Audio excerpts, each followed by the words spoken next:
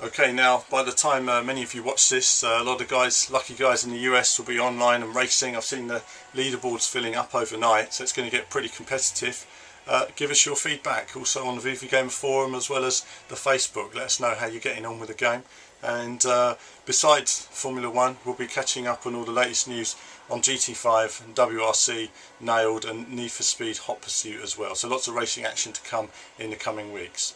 Obvious. Well, some of you raised concerns obviously during my last session using the pad. Obviously I didn't do too well in that session, but it was compounded by not knowing the circuit that well. Here's a circuit I've done a fair bit. Alas, my times have all been wiped now, which is a bit of a pain. But let's see how we get on with Monza with the pad. So braking at the 200 yard board. Really slow in here.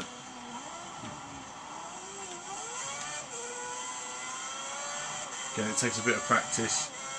I am obviously comfortable with the wheel at the moment as a wheel user, so trying to be smooth with the pad.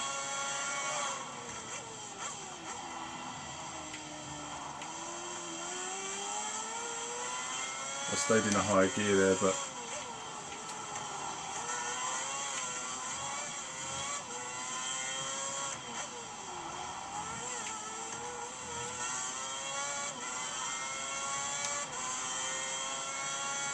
so I've tiptoed around those corners, but again that's just down to general experience really.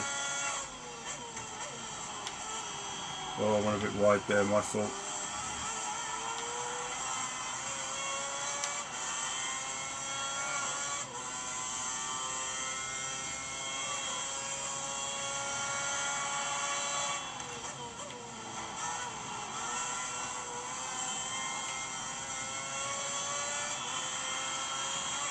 So there you go, viewers, that's a lap with the pad. I'm going to crack back on with the wheel again now.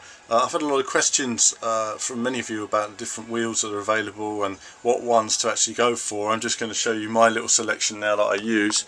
Okay, so we have down here, we have G25, which is obviously great for the PC and for the PS3 using that. And then of course we have the Fanatec 911 wheel, which I tend to use for the 360, and I just think obviously it's one of the best wheels you can get for the 360 overall.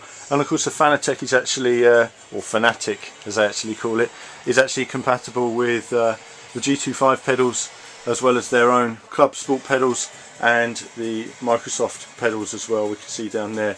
So I've had a few questions about that. Obviously you've got your Microsoft wheel, use that now and again. You'll see that being used on many of my older Forza 3 videos. And yeah, it's a solid enough, decent wheel, you know, good for the money. £80, whatever. I'd say the only weakness of that wheel is the pedals, which you can see just down here. Now I tend to use a piece of sponge, which I don't have handy, absolutely typical, but I tend to use a piece of sponge. Oh, here we go, this will clip.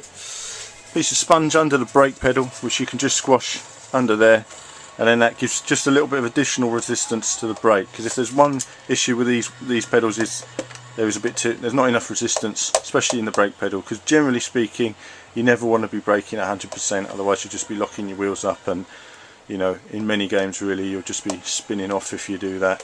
But other than that, a decent set.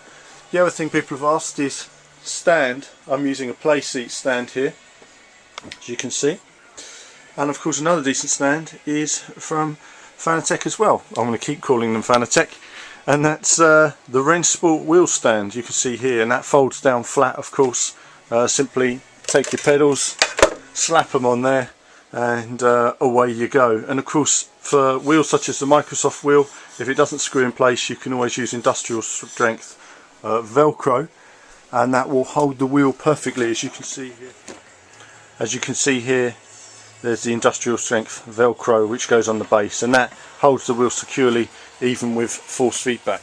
Now obviously another thing I've been asked is for bugs and glitches in the game and to have a look at some of those. So some what you've wanted to see, the drying track dynamic and stuff. Unfortunately you need to go through a season to get to that, or run a long race. I've not quite had the time yet, but we found a couple of issues. One is with obviously the rain replays. There's no spray from the other cars, as you'll see on the next video, and of course we ran a pole position online session last night, just getting a feel for the car, feel for the track, and you'll notice that unfortunately in that mode the time of 1:15 for Bahrain probably wasn't that realistic. So there's a couple of videos now. Okay viewers, just running online and just trying out a sprint session here where we can, not a sprint session, sorry, a pole position session where we can do some qualifying online, get used to the circuits. You can see here how one of my friends I'm in the lobby with has managed a 1:15 round Bahrain. So clearly the time glitched when he crossed the finishing line there, and that's something for the developers are going to have to look at, but we'll see what they can sort out with those timing issues, because that's something that the community is going to need sorted out. Okay, more news. A quick wet race at Silverstone, and as you can see it's just spray coming out of my car, not the other cars in the replay. So that's something the developers were able to cure, but obviously haven't managed to. Maybe that will come in a patch. It still looks pretty cool.